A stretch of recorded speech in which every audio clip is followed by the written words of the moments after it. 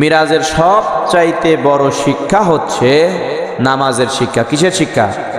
নামাজের শিক্ষা। আমাদের এলাকা, আমাদের দেশে অনেক আলোচনা হয় মিরাজে, কিন্তু মূল শিক্ষাটা হচ্ছে নামাজের শিক্ষা। এই মিরাজের রজনীতেই আল্লাহ রব্বুল আলামিন আমাদেরকে, তার হাবিব নবীর উম্মতদেরকে 5 ওয়াক্ত নামাজ হাদিয়া দেন। জোরে বলেন, কয় ওয়াক্ত? 5 ওয়াক্ত নামাজ হাদিয়া দেন। আমি আলোচনা করব এই 5 ওয়াক্ত নামাজ আল্লাহর নবীরকে হাতে যখন দিলেন, আল্লাহ রসুল সাল্লাল্লাহু আলাইহি সাল্লাম বলেছিলেন, ইয়া আল্লাহ, এই 5 ওয়াক্ত নামাজ তো আমাকে দিলেন, এই নামাজ আদায় করলে আমার উম্মতদেরকে আপনি কি দিবেন? উম্মতদেরকে কি দিবেন? 5 ওয়াক্ত নামাজ আমার উম্মত আদায় করবে, কিন্তু লাভ কি, ফজিলত কি, ফায়দা কি, কি প্রাপ্য হবে আমার উম্মত? এইগুলো আমাকে বলেন, যাতে আমি দুনিয়ায় আমার উম্মতদেরকে বলে দিতে পারি। জোরে কান সুবহানাল্লাহ।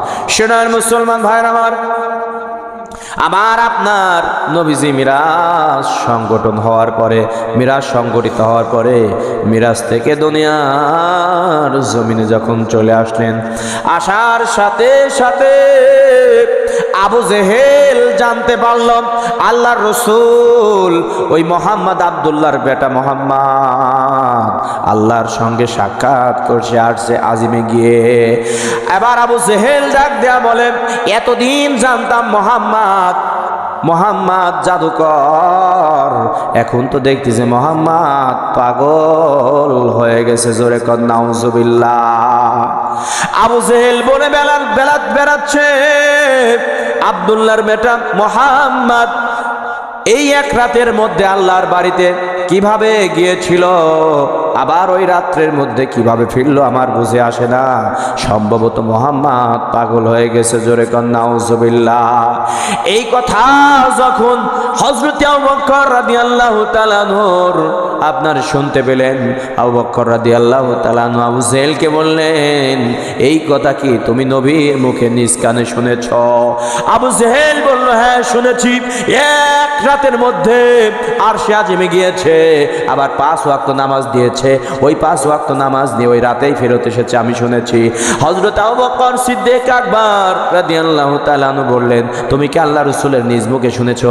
এবার আবু জেহেল বলল, হ্যাঁ শুনেছি। আবু বকরের সাথে সাথে বললেন, আমি আল্লাহ রাসূল যদি বলে থাকে এই কথার উপরে ঈমান আনলাম। জোরে কান সুবহানাল্লাহ। আল্লাহ রাসূল যখন মিরাজ থেকে ঘুরে এসে সাহাবীদের মাঝে মিরাজের ঘটনা বলতেছিলেন, হযরত ওমর ফারুক রাদিয়াল্লাহু তাআলা আনহু ওখানে ছিলেন, অন্যান্য সাহাবী ছিলেন। আল্লাহ রাসূল এইভাবে গল্প করছেন, মিরাজের কাহিনীগুলো বলছেন। আল্লাহ রাসূল বললেন, আল্লাহ তাআলা আমাকে 5 ওয়াক্ত নামাজ দিয়েছেন। জোরে বলেন, কয় ওয়াক্ত? 5 ওয়াক্ত নামাজ আল্লাহ তাআলা মিরাজে নিয়ে গিয়ে আমার উম্মতদেরকে দিয়েছেন। আর হযরত আল্লাহর রাসূল বললেন, ফজরের 2 রাকাত। জোরে বলেন, কয় রাকাত? ফজরের 2 রাকাত, জোহরের 4 রাকাত, আসরের 4 রাকাত, মাগরিবের 3 রাকাত, আর ইশার 4 রাকাত। এই 17 ওয়াক্ত নামাজ। জোরে বলেন, কয় ওয়াক্ত? দিন রাতে 17 ওয়াক্ত নামাজ আল্লাহ তাআলা ফরজ করলেন। হযরত ওমর রাদিয়াল্লাহু তাআলা ডাক দিয়ে বললেন, ইয়া রাসূলুল্লাহ, ইয়া হাবিবাল্লাহ, এই 17 ওয়াক্ত কেন দিল? আল্লাহ চাইলে 5 দুগুণা 10 ওয়াক্ত দিতে পারতো, 3 পাশা 15 ওয়াক্ত দিতে পারতো, 4 পাশা 20 ওয়াক্ত দিতে পারতো, কিন্তু 17 ওয়াক্ত নামাজ, 17 রাকাত নামাজ কিভাবে দিল আমার বুঝে আসে না। আল্লাহ বেসাইজা কেন দিল? 5 দুগুণা 10 রাকাত, 3 পাশা 15 রাকাত, অথবা 4 পাশা 20 রাকাত দিতে পারতো, 17 রাকাত কেন দিল? আল্লাহ তাআলা বললেন, ওমর শুনে নাও, আমি যখন মিরাজে গিয়েছিলাম আল্লাহ এবং আল্লাহ তাআলার সামনে আমার আল্লাহ এবং আমি কথা বলতেছিলাম, আল্লাহ তাআলা যখন আমাকে কথা বলতে বলতে আমাকে ফজরের 2 রাকাত নামাজ দিল হাদিয়া। জোরে বলেন, ফজরের কয় রাকাত? ফজরের 2 রাকাত দিল। আমি হাতে নিয়ে বললাম, আল্লাহ, আমার উম্মতেরা যদি ফজরের এই 2 রাকাত নামাজ আদায় করে, আপনি আমার উম্মতদেরকে কি দিবেন? আল্লাহ ডাক দেয়া বলেন, হাবিব, আদি পিতা আদম আলাইহিস সালাতু ওয়াস সালাম 350 বছর কান্নাকাটির করার পরে, 360 বছর কান্নাকাটি করার পরে, কানতে কানতে আদি পিতা আদম আলাইহিস সালাম এই চোখের কিনার দিয়ে আপনার পানি গড়তে গড়তে লালা হয়ে গেল। আদি পিতা আদম আলাইহিস সালাতু ওয়াস সালাম 350 বছর কাঁদলেন। জোরে করেন কত বছর কাঁদলেন? রব্বানা যালামনা আনফুসানা ওয়া ইল্লাম তাগফির লানা ওয়া তারহামনা লানাকুনান্না মিনাল খাসিরিন। আল্লাহু আকবার। আদি পিতা আদম নবী এই 360 বছর কান্না করার পর আদি পিতা আদম যখন বলল, আল্লাহ ওই জান্নাতে আমি একটা কালেমা দেখেছিলাম, লা ইলাহা ইল্লাল্লাহু মুহাম্মাদুর রাসূলুল্লাহ সাল্লাল্লাহু আলাইহি ওয়াসাল্লাম। আপনার নামের সাথে, আপনার নামের পাশে মুহাম্মদ নাম রয়েছে। আল্লাহ ওই নামের ওসিলায় আমাকে মাফ করে দাও। আল্লাহ ডাক দেয়া বলেন, আদম আমার রহমতের সাগরে জোশ মেরেছে, তুমি আমার হাবিবের নামের ওসিলা দিয়েছো আদম। আমি আর দেরি করলাম না, তোমাকে আমি জীবনের ভুল ত্রুটিগুলো মাফ করে দিলাম। জোরে কোন সুবহানাল্লাহ। মাফ পাওয়ার পর আদি পিতা আদম আলাইহিস সালাতু ওয়াস সালাম আল্লাহর শুকরানা স্বরূপ 2 রাকাত নামাজ আদায় করেছিল। আল্লাহ ডাক দেয়া বলেন, হাবিব এই আদম নবীর ওই 2 রাকাত নামাজ আমার কাছে এত পছন্দ হয়েছিল, আমার এত ভালো লেগেছিল, আমি যত্ন করে রেখে দিয়েছিলাম। হাবিব এই লাইলাতুল মিরাজের রজনীতে আপনার উম্মতের জন্য আদম নবীর সেই 2 রাকাত শুকরানা নামাজ আমি ফজরের নামাজ হিসেবে দিয়ে দিলাম।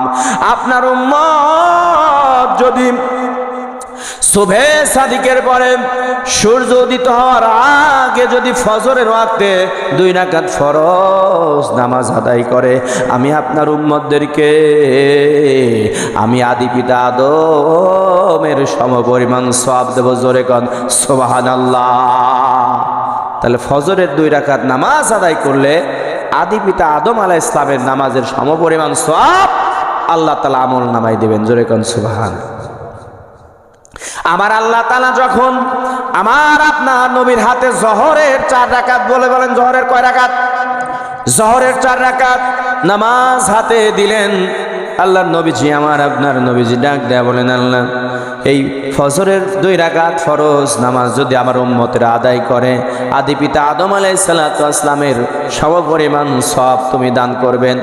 কিন্তু এই জোহরের 4 রাকাত যদি দ্বিপ্রহরের সময় জোহরের 4 রাকাত নামাজ যদি আমার উম্মতের আদায় করে, তাহলে আপনি কি দান করবেন, কেমন সওয়াব দান করবেন?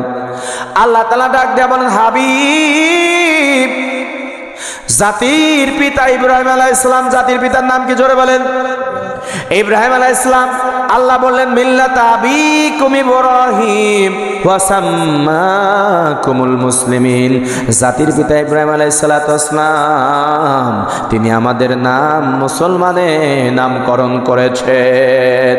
জাতির পিতা ইব্রাহিম আলাইহিস সালাতু ওয়াস সালাম ওই যে চরকের মধ্যে নমরুদ ফেলেছিল, ফেলার পরে ইব্রাহিম আলাইহিস সালাতু ওয়াস সালাম ওই আগুনের মধ্যে পড়ে আল্লাহ তাআলা ডাক দেয়া বললেন, পড়ার পরে বললেন, কুল্লা ইয়া নারু কুনি বারদাও ওয়া সালামান আলা ইব্রাহিম। আল্লাহ তাআলা আগুনকে অর্ডার দিলেন, হে আগুন তুমি নাতিশীতোষ হয়ে যাও। জোরে কোন আল্লাহু আকবার। আমার ইব্রাহিমের একটা শরীরের একটা পশম যেন ইব্রাহিমের না পড়ে, এই কথা যখন আল্লাহ তাআলা ডাক দিয়ে বললেন, ইব্রাহিম আলাইহিস সালাতু ওয়াস সালামকে পরবর্তী সময় প্রশ্ন করা হয়েছিল, ও ইব্রাহিম দুনিয়ার জমিনে তোমার সবচাইতে ভালো সময় কখন কেটেছিল? ইব্রাহিম আলাইহিস সালাতু ওয়াস সালাম বলেছিল, আমি যখন নমরুদের আগুনে ছিলাম ওই সময়ে আমার সবচাইতে ভালো সময় কেটেছে। জোরে কোন সুবহানাল্লাহ। আজর কুমার তার পিতা ছিল, ওই চরকের রশি তার পিতা ধরল, ধরার পরে ফেরেশতা এসে ডাক দেয়া বলছেন, ও ইব্রাহিম খলিল, আপনি শুধু অর্ডার দেন, অর্ডার দিলেই এই চরকের আপনার আগুন সব নিভে দেব, নিভে দেওয়ার পরে এই জাতি সমূলে ধ্বংস করে দেব। ইব্রাহিম আলাইহিস সালাম বলছিল, না না না, আমি তোমার কাছে সাহায্য চাবো না, তোমাকে কিছু বলবো না। যে আল্লাহ তাআলা বিশ্ব প্রতিপালক আমাকে সৃষ্টি করেছেন, আমাকে নবুয়ত দিয়েছেন, ওই আল্লাহ তাআলাই আমার সাহায্য করবেন। জোরে কান সুবহানাল্লাহ। এবার যখন আল্লাহ তাআলা ওই ইব্রাহিম আলাইহিস সালামকে আপনার ওই আগুন থেকে, আপনার ওই ষড়যন্ত্র থেকে, নমরুদের আগুন থেকে যখন মুক্তি দান করলেন, ইব্রাহিম আলাইহিস সালাম শুকরানা স্বরূপ, আল্লাহর শুকরানা স্বরূপ 4 রাকাত নামাজ আদায় করেছিল। জোরে বলেন, কয় রাকাত? 4 রাকাত নামাজ আদায় করেছিল। আল্লাহ ডাক দেয়া বলেন, হাবিব, ওই ইব্রাহিম নবী নমরুদের অগ্নিকুণ্ড থেকে নিষ্কৃতি পাওয়ার পর আমার শুকরানা স্বরূপ 4 রাকাত নামাজ আদায় করেছে। ইব্রাহিমের নামাজ আমার কাছে এত পছন্দ হয়েছে, আমি সেই দিন থেকে নামাজটাকে 4 রাকাত নামাজকে যত্ন করে রেখে দিয়েছিলাম। আজ লাইলাতুল মিরাজের রজনীতে আপনার উম্মতকে আমি জোহরের নামাজ হিসেবে দান করলাম। আপনার উম্মত যদি আপনার বেলা দুপুরের পরে, বেলা করার পরে যদি জোহরের সময় 4 রাকাত নামাজ আদায় করে, 4 রাকাত ফরজের জোহরের 4 রাকাত নামাজ আদায় করে, আমি আল্লাহ তাআলা আপনার উম্মতকে ইব্রাহিম নবীর সমপরিমাণ সওয়াব দান করব। জোরে কোন সুবহানাল্লাহ। তাহলে জোহরের 4 রাকাত নামাজ আদায় করলে কোন নবীর সমপরিমাণ সওয়াব? জাতির পিতা ইব্রাহিম আলাইহিস সালাতু ওয়াস সালামের ওই নামাজের সমপরিমাণ সওয়াব আল্লাহ তাআলা দান করবেন। সুবহানাল্লাহ, সুবহানাল্লাহ। এরপরে আল্লাহ তাআলা যখন আল্লাহর নবীকে আসরের 4 রাকাত, জোরে বলেন কিসের 4 রাকাত? আসরের 4 রাকাত নামাজ দিলেন। আল্লাহ তাআলা ডাক দেয়া, আল্লাহর নবীজি, আপনার নবীজি ডাক দেয়া বলেন, আল্লাহ, ফজরের 2 রাকাত নামাজ আদায় করলে আদি পিতার সমপরিমাণ সওয়াব, জোহরের 4 রাকাত নামাজ আদায় করলে জাতির পিতা ইব্রাহিম আলাইহিস সালামের সমপরিমাণ সওয়াব পাবো। এখন আসরের 4 রাকাত নামাজ আদায় করলে আপনি কেমন কি পরিমাণ সওয়াব আমার উম্মতকে দান করবেন? আল্লাহ তাআলা ডাক দেয়া বলেন, হাবিব, আমি বনি ইসরাইলের মধ্যে একটা নবী পাঠিয়েছিলাম, হযরতে মূসা কালিমুল্লাহ। নাম বলেন কি? মূসা কালিমুল্লাহ আলাইহিস সালাতু ওয়াস সালামকে পাঠিয়েছিলাম। মূসা কালিমুল্লাহ, আমি বলেছিলাম, ইযহাব, তুমি যাও, ইলা ফিরআউন ইন্নাহু তাগা, ইযহাব ইলা ফিরআউন, তুমি ফিরআউনের কাছে যাও, ইন্নাহু তাগা, নিশ্চয় সে সীমা লঙ্ঘন করেছে। মূসা কালিমুল্লাহ ফিরআউনের কাছে গিয়ে যখন আল্লাহ তাআলার রাজত্বের কথা বললেন, বড়াই বরত্বের কথা বললেন, তার দরবারে ঢোকার আগেই দেখেন ফিরআউন জিকির করতেছে। কি করতেছে? ফিরআউন জিকির করতেছে, আনা রাব্বুকুমুল আলা, আনা রাব্বুকুমুল আলা, আমি বড় খোদা, আমি বড় খোদা। জোরে কান নাউজুবিল্লাহ। এখন মূসা কালিমুল্লাহ তার ভাই হারুন আলাইহিস সালাতু ওয়াস সালাম 2 ভাই যখন চলে গেলেন ফিরআউনের দরবারে, যাওয়ার সময় মূসা কালিমুল্লাহ বললেন, ভাই হারুন, ফিরআউন যখন জিকির করতেছে আনা রাব্বুকুমুল আলা, আমরাও আল্লাহ পাকের জিকির করি, লা ইলাহা ইল্লাল্লাহ, লা ইলাহা, লা ইলাহা ইল্লাল্লাহ, লা ইলাহা ইল্লাল্লাহু মূসা কালিমুল্লাহ। এই জিকির করার সাথে সাথে ফিরআউন চুপ করছে, সর্বনাশ, আমার দরবারে, আমার রাজত্বের মধ্যে একমাত্র আমিই বড় খোদা, আমার দরবারে আবার দ্বিতীয় খোদা আনলো কে? এখন তাকায় দেখে মূসা কালিমুল্লাহ, তাকায় দেখে কি? মূসা কালিমুল্লাহ তার ভাই হারুনকে নিয়ে গেছে। এবার ফিরআউনের সঙ্গে অনেক কথা হলো। মূসা আলাইহিস সালাতু ওয়াস সালাম তার পক্ষ থেকে দাওয়াত দিচ্ছেন, এই পৃথিবীর মালিক আল্লাহ, চন্দ্র সূর্যের মালিক আল্লাহ, আল্লাহকে রব হিসেবে স্বীকার করে নিতে হবে। কিন্তু ফেরাউন বলতেছে না, আমি তো মালিক, আনা রব্বুকুমুল আলা, আমি হচ্ছে বড় খোদা। জোরে কন নাউজুবিল্লাহ। অনেকক্ষণ পরে ফিরাউন এবার চিন্তা করলো, এই সন্ত্রাসীকে তো রাজাকার, একে সাইজ করা লাগবে। জোরে বলেন কি করা লাগবে? সাইজ করা লাগবে। এবার তার দলবল নিয়ে আপনার মুসা কালিমুল্লাহকে যখন ধাওয়া দিলেন, মুসা কালিমুল্লাহ দৌড় দিলেন আপনার ওই নীলনদ বা লোহিত সাগরের দিকে দৌড় দিলেন। দৌড় দেওয়ার পর আপনার চতুর্দিকে, আপনার সামনে যখন সাগর রয়েছে, পিছনে আপনার ফেরাউনের দলবল তাদেরকে হত্যা করবে, পাকড়াও করবে, বন্দি করবে। হত্যা করার জন্য, পাকড়াও করার জন্য যখন ধাওয়া করলো, মুসা কালিমুল্লাহ সাগরের পাড়ে গিয়ে বলছেন, আল্লাহ 3 দিক থেকে আমাকে বেষ্টনী করে ফেলেছে, আমার তো যাওয়ার উপায় নাই, যাব কোথায়? সামনে তো সাগরেও তো আমাদের যাওয়ার কোনো ব্যবস্থা নাই। বাংলাদেশের 3 সাইডে যেমন ভারত, জোরে বলেন কি? ভারত, আর দক্ষিণ দিকে বঙ্গোপসাগর, আমাদেরও যেমন যাওয়ার কোনো জায়গা নাই। 3 দিকে হিন্দুস্তান, আর দক্ষিণ দিকে বঙ্গোপসাগর পানি। মুসা কালিমুল্লাহ চিন্তা বলল, আল্লাহ 3 দিকে ফেরাউনের বাহিনী ঘেরাও করে ফেলেছে, আর সামনে সাগর রয়েছে, এখন কি করব, কোথায় যাব? আল্লাহ তাআলা ডাক দেয়া বলেন, মুসা তোমার হাতে যে লাঠি রয়েছে মুজেজা, তোমার শ্বশুর তোমাকে হাদিয়া দিয়েছিলেন, ওইটা তোমার মুজেজা, তুমি সাগরের উপর আঘাত করো। মুসা কালিমুল্লাহ তার লাঠি দিয়ে এবার সাগরের উপর আঘাত করার সঙ্গে সঙ্গে আল্লাহ তাআলা সাগরের মাঝখান দিয়ে পথ তৈরি করে দিলেন। জোরে কান সুবহানাল্লাহ। মুসা কালিমুল্লাহ যাও চলে যাও।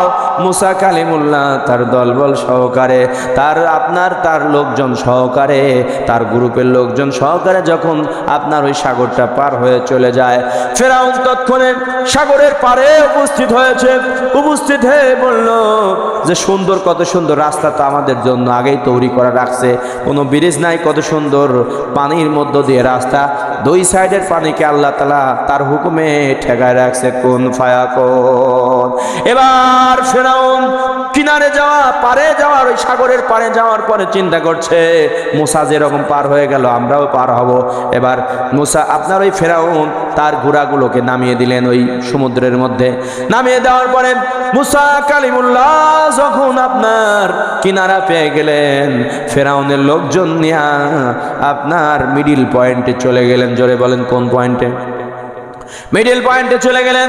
মিডিল পয়েন্টে যাওয়ার পরে আল্লাহ তাআলা ডাক দেয়া বলেন, মুসা কালিমুল্লাহ তুমি সাগরের উপর আঘাত করো।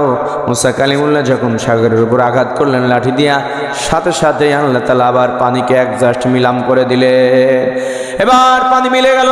মিলে যাওয়ার পর ফেরাউন ওখানে পানি খেতে পেটটা আপনার ফুলে গেল, পটকা মাছের মতো হয়ে গেল। এবার ফেরাউন ঈমান আনার চেষ্টা করছে। আল্লাহ তাআলা বললেন, না, এখন তোমার ঈমান এনে লাভ হবে না, কারণ তুমি ছিলে প্রকাশ্য সন্ত্রাসী, তুমি ইসলামের দুশমন, ইসলামের সৈনিকদের দুশমন, তোমার ঈমান আমি গ্রহণ করব না, এখন আনলেও কোনো লাভ হবে না। মুসা কালিমুল্লাহ আলাইহিস সালাতু ওয়াস সালাম ডাঙায় ওঠার পর ডাক দিয়ে বললেন, আমার উম্মতেরা তোমরা থামো, যে আল্লাহ তাআলা আমাকে এবং তোমাদেরকে এই ফেরাউনের কবল থেকে আর এই সমুদ্র থেকে নিষ্কৃতি দান করলেন, নাজাত দান করলেন, দাঁড়াও, ওই আল্লাহর জন্য আমরা শুকরানা স্বরূপ 4 রাকাত নামাজ আদায় করে নেই। মুসা কালিমুল্লাহ তার উম্মতদেরকে নিয়ে ওই সমুদ্র আর ফেরাউনের কবল থেকে বাঁচার পরে, নিষ্কৃতি পাওয়ার পর এক নিয়তে 4 রাকাত নামাজ আদায় করেছিল। শুকরানা স্বরূপ এক নিয়তে 4 রাকাত নামাজ আদায় করেছিল। আল্লাহ ডাক দেয়া বলেন, হাবিব মুসা কালিমুল্লাহর সেই নামাজটাকে আমি এত পছন্দ করেছি, আমার কাছে এত ভালো লেগেছে, আমি নামাজখানাকে যত্ন করে রেখে দিয়েছিলাম। হাবিব এই লাইলাতুল মিরাজের রজনীতে আপনার উম্মতকে এই আসরের 4 রাকাত নামাজ আমি হাদিয়া দিয়ে দিলাম। আপনার উম্মতেরা আপনার বিকেল বেলা আসরের সময় সলাতুল আসরের নামাজ যদি 4 রাকাত নামাজ আদায় করে, আমি আল্লাহ তাআলা খুশি হয়ে আপনার উম্মতকে ওই মুসা কালিমুল্লাহর নামাজের সমপরিমাণ সওয়াব দান করব। জোরে কোন সুবহানাল্লাহ। তাহলে আসরের 4 রাকাত নামাজ আদায় করলে মুসা কালিমুল্লাহ আলাইহিস সালাতু ওয়াস সালামের সমপরিমাণ সওয়াব আল্লাহ আমল নামায় দিবেন। সুবহানাল্লাহ। এরপরে মাগরিব, জোরে বলেন কি? মাগরিবের নামাজ 3 রাকাত নামাজ যখন আল্লাহ তাআলা তার হাবিবকে দিলেন যে এই 3 রাকাত নামাজ মাগরিবে, বেলা ডুবার পরেই মাগরিবের ওয়াক্ত শুরু। মাগরিব 3 রাকাত নামাজ দেওয়ার পরে আল্লাহর নবী বললেন, আল্লাহ ফজরের 2 রাকাত নামাজ আদায় করলে আদম নবীর সমপরিমাণ সওয়াব আমার উম্মতকে দিবেন। জোহরের 4 রাকাত নামাজ আদায় করলে জাতির পিতা ইব্রাহিম আলাইহিস সালাতু ওয়াস সালামের সমপরিমাণ সওয়াব দিবেন। আসরের নামাজ আদায় করলে মুসা কালিমুল্লাহর সমপরিমাণ সওয়াব দিবেন। এই মাগরিবের 3 রাকাত নামাজ যদি আমার উম্মতের আদায় করে তাহলে কত পরিমাণ, কি পরিমাণ সওয়াব দিবেন, আমার উম্মতের কি লাভ হবে এটা আপনি বলেন। সুবহানাল্লাহ বলেন। আল্লাহ তাআলা ডাক দিয়ে বলেন, হাবিব দুনিয়ার জমিনে একটা নবী পাঠিয়েছিলাম, হযরত ইউসুফ আলাইহিস সালাতু ওয়াস সালাম। নাম বলেন কি? ইউসুফ নবী। ইয়াকুব আলাইহিস সালাতু ওয়াস সালামের সন্তান ইউসুফ। আমাদের দেশে একটা গান রয়েছে, গজল রয়েছে, ইয়াকুব নবী বাস করিতেন কেনানে, সবার চাইতে বাসতেন ভালো ইউসুফকে। ইয়াকুব নবীর 12টা সন্তান ছিল।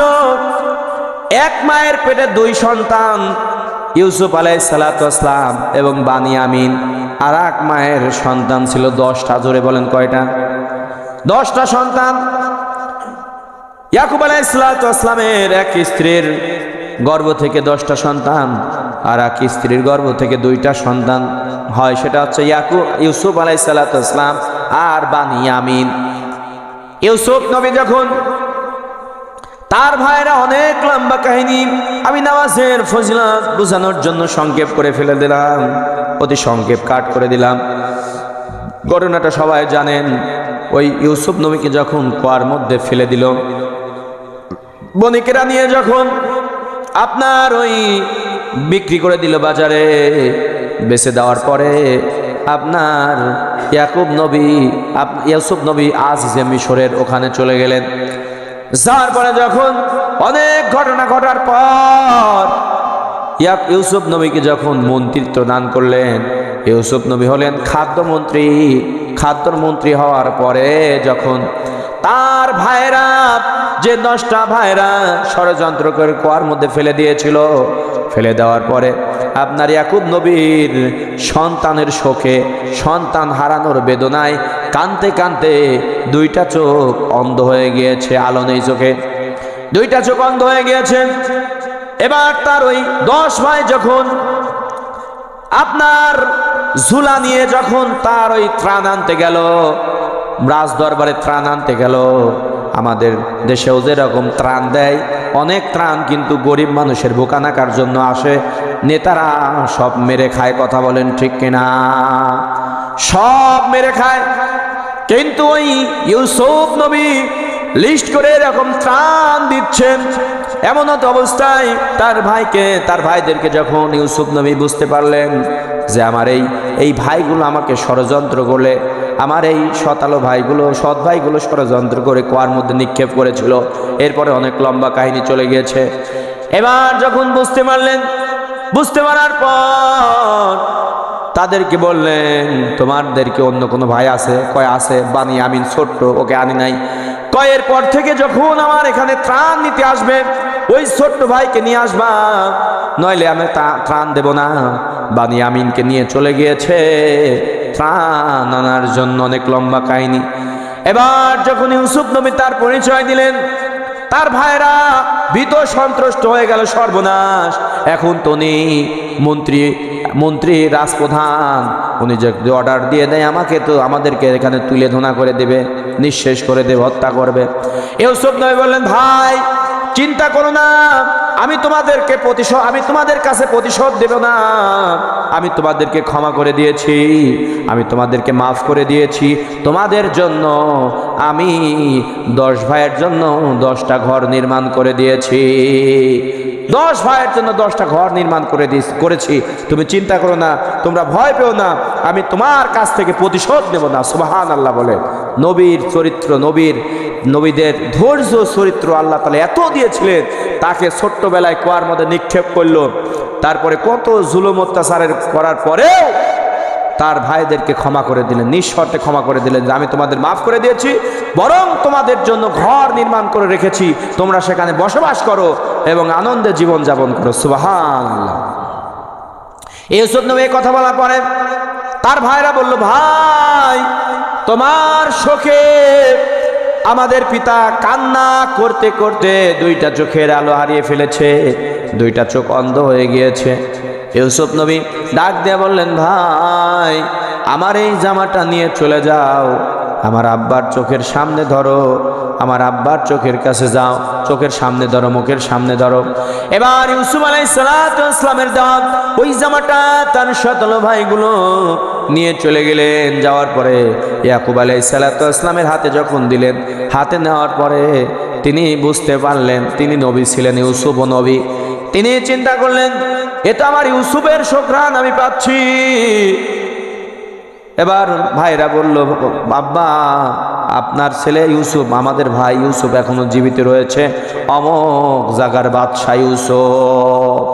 এবার ইয়াকুব নবী ডাক দেয়া বললেন, আমার সন্তানেরা আর দেরি করো না, দেরি করো না, আমাকে আমার বেটা ইউসুফের কাছে নিয়ে চলে যাও। এবার ইউসুফ নবীর কাছে যখন ইয়াকুব নবী যাওয়ার পর এবার ইউসুফ নবীর আপনার জামা দিয়া চোখে ঘষণ দিয়ে দিলেন, আল্লাহর কাছে দোয়া করলেন, ইয়াকুব নবীর চোখের জ্যোতি আল্লাহ তাআলা ফিরিয়ে দিলেন। জোরে কান সুবহানাল্লাহ। এবার ইয়াকুব আলাইহিস সালাতু ওয়াস সালাম তার সন্তান ইউসুফ হারিয়ে গিয়েছিল, মনের মধ্যে অনেক কষ্ট ব্যথা ছিল। ইয়াকুব নবী তার সন্তান, হারিয়ে যাওয়া সন্তান ইউসুফকে ফিরে পাওয়ার পরে ইয়াকুব নবী এত খুশি হয়েছিল, এত আনন্দিত হয়েছিল, খুশির তাড়নায় ইয়াকুব আলাইহিস সালাতু ওয়াস সালাম তার সন্তান ইউসুফ নবীকে নিয়ে আপনার এক নিয়তে খুশির তাড়নায় শুকরানা স্বরূপ 3 রাকাত নামাজ আদায় করেছিল। জোরে বলেন, কয় রাকাত?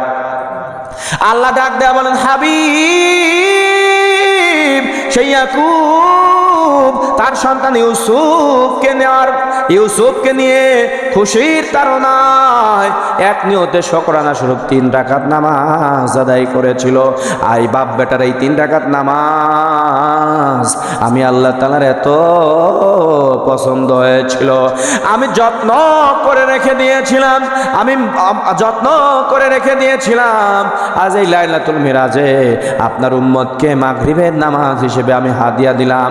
আপনার উম্মত যদি দুনিয়ার জমিনে আপনার বেলা অস্তমিত যাওয়ার পর যদি মাগরিবের 3 রাকাত নামাজ আদায় করে, আমি আল্লাহ তাআলা আপনার উম্মতকে ইউসুফ আর ইয়াকুব নবীর নামাজের সমপরিমাণ সওয়াব আমল নামায় দেব। জোরে কান সুবহানাল্লাহ। তাহলে মাগরিবের 3 রাকাত নামাজ যদি কেউ আদায় করে, ইয়াকুব আর ইউসুফ আলাইহিস সালাতু ওয়াস সালাম যে শুকরানা স্বরূপ 3 রাকাত নামাজ আদায় করেছিল, সেই নামাজের সমপরিমাণ সওয়াব আল্লাহ তাআলা আমাদের আমল নামায় দিবেন। জোরে কোন সুবহানাল্লাহ। এরপরে বাকি আছে কি? ইশার কয় রাকাত? 4 রাকাত। যখন আল্লাহ তাআলা ইশারের 4 রাকাত নামাজ আমাদের নবীর হাতে দিলেন, আল্লাহর নবীজি আমাদের নবীজি ডাক দিয়ে বলছেন, আল্লাহ ফজরের 2 রাকাত নামাজ আদায় করলে আদি পিতার সমপরিমাণ সওয়াব তুমি আমার উম্মতকে দিবে। জোহরের 4 রাকাত নামাজ আদায় করলে ইব্রাহিম খলিলুল্লাহর জাতির পিতা ইব্রাহিম খলিলুল্লাহর সমপরিমাণ সওয়াব আমার উম্মতের আমলনামায় দিবে। আসরের 4 রাকাত নামাজ আদায় করলে মুসা কালিমুল্লাহর সমপরিমাণ সওয়াব আমার উম্মতের আমলনামায় দিবে। মাগরিবের 3 রাকাত নামাজ আদায় করলে তুমি হচ্ছে ইয়াকুব আর ইউসুফ নবীর সমপরিমাণ, বাপ বেটা যে নামাজ আদায় করেছিল শুকরানা স্বরূপ, সেই সমপরিমাণ তুমি সওয়াব দিবে। ইশারের 4 রাকাত নামাজ আদায় করলে তুমি কি দিবে আমার উম্মতকে? আল্লাহ রসুল সাল্লাল্লাহু আলাইহি সাল্লাম তিনি বলছেন যে কি দিবেন আমার উম্মতকে, দিবেন কি, পড়লে লাভ কি সেটা বলেন। তখন আল্লাহ তাআলা বলছেন, হাবিব আপনার পূর্বে একটা নবী পাঠাইছিলাম, আপনার পূর্বে একটা নবী পাঠাইছিলাম, ঈসা রুহুল্লাহ। 500 বছর পূর্বে ঈসা রুহুল্লাহ এসেছিল। ঈসা রুহুল্লাহ আলাইহিস সালাতু ওয়াস সালাম তিনি যখন আসলেন দুনিয়ায়, আসার পরে এরকম দাওয়াত দিচ্ছেন, ইসলামের আল্লাহর দিকে, একত্ববাদের দিকে ডাকছেন, তার উম্মতরা তাকে ধাওয়া করলো যে হত্যা করে ফেলবো। কি করব? হত্যা করব। মানে ওই সময় দাওয়াত গ্রহণ করলেন না, তাকে হত্যা করার জন্য দাবর দিলেন। আপনার ধাওয়া করতে করতে ঈসা আলাইহিস সালাতু ওয়াস সালাম বাইতুল মাকদিস অর্থাৎ মুকাদ্দাস, আপনার মসজিদে আকসা যেটা বলা হয়, মসজিদে আকসার মধ্যে ঢুকে পড়লেন। ঢুকে পড়ার পরে আপনার তখন লোকজন থেমে গেলেন। থেমে যাওয়ার পরে বলছেন যে সবাই না গিয়ে একজনকে পাঠা দাও। একজনকে পাঠায় দিল। পাঠায় দেওয়ার পরে আল্লাহ তাআলার এমন কারিশমা, হযরত ঈসা রুহুল্লাহকে আল্লাহ তাআলা আপনার সাত ভেদ করে আসমানে নিয়ে গেলেন, 4র্থ আসমানে। জোরে বলেন কোন আসমানে? 4র্থ আসমানে। এখন যাকে পাঠালেন ওর অবয়ব করে দিলেন ঈসা রুহুল্লাহর মতো। এখন ও বের হয়ে এসে করছে যে ও মানে নাই। কয় তুই তো ঈসা নবী। ধরছে, কয় না আমি না, আমি ঈসা নবী না। কয় না তুই, তোর তো চেয়ার তো এরকমেরই। তে ওদের বেরেন নাই, মানে মস্তিষ্কে জাগ্রত হলো না যে এ যদি ঈসা হয়, আমরা যাকে পাঠাইছি সে কোনে গেল, আমরা যাকে পাঠাইছি সে কোনে গেল, এ যদি ঈসা হয় তাহলে আর একজন তো থাকবি। ওই বেরেন টেরেন নাই। তে বুকার স্বর্গে বাস করছে, ওকে ধরে ওই আপনার মানে শুলে চড়াই দিল। এই জন্য খ্রিস্টানদের এরকম দেখবেন শুলের ওইরকম এরকম টান করে 2 হাত বাঁধা আছে, এরকম টান করে বাঁধা আছে। তো ওকে শুলে চড়াইছে। আল্লাহ তাআলা তার পয়গম্বরকে আল্লাহ তাআলা হেফাজত করেছেন। জোরে কান সুবহানাল্লাহ। সোনার মুসলমান ভাইরা আমার, ঈসা রুহুল্লাহ আলাইহিস সালাতু ওয়াস সালাম যখন 4র্থ আসমানে চলে গেলেন, যাওয়ার পর তিনি আল্লাহর শুকরানা আদায় করলেন। আল্লাহ তাআলা ডাক দিয়ে বলেন, আল্লাহ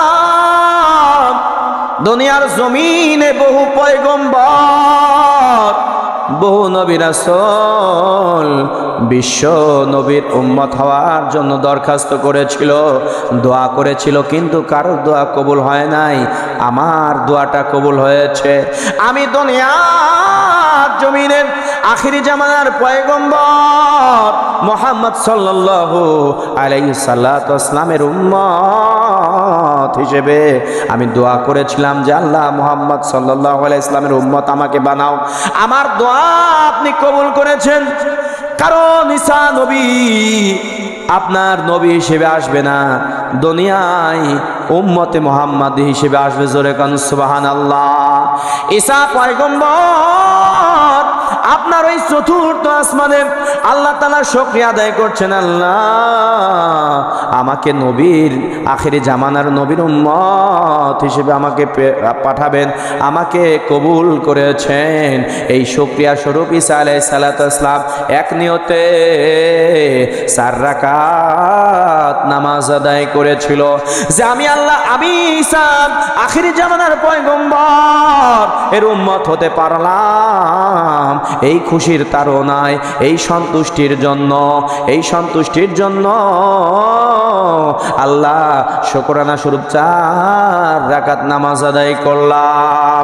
আল্লাহ ডাক দেয়া বলেন, হাবিব ঈসা নবীর সেই 4 রাকাত নামাজ আমি আল্লাহর কাছে এত পছন্দ হয়েছে যে আখিরি জামানার পয়গম্বর হাবিব আপনার উম্মত হতে পেরে নিজেকে ধন্য মনে করে